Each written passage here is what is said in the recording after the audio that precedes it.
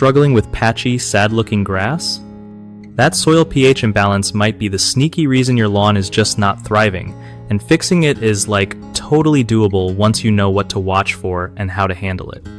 First up, grab a soil test kit from your local garden store or online. It is way easier than you think and tells you if your dirt is too acidic or too alkaline. You want your grass living its best life, so aim for a pH right around 6.5 to 7. If your test says the soil is too acidic, sprinkle some lime on it. Just follow the instructions on the bag and water it in well.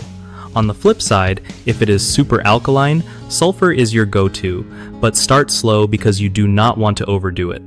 After treating the soil, give it a few weeks and then retest to see if you are moving in the right direction. Keep mowing at the right height.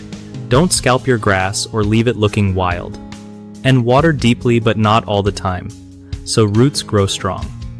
Fertilizer works better when the pH is right, so do not waste money dumping nutrients if that number is whack.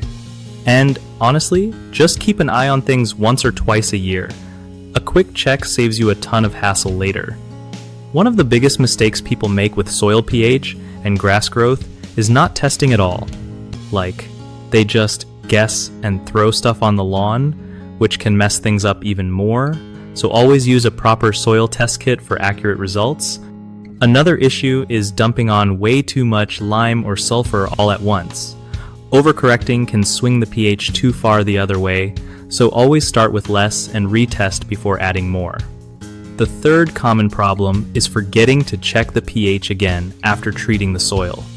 If you do not follow up, you will not know if your efforts worked or if you need to adjust again, so set a reminder to check in a few weeks.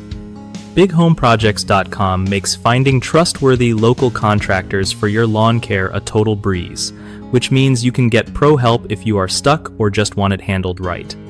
Contractors also get a solid place to show off their skills and connect with homeowners who actually need their services, and everyone wins.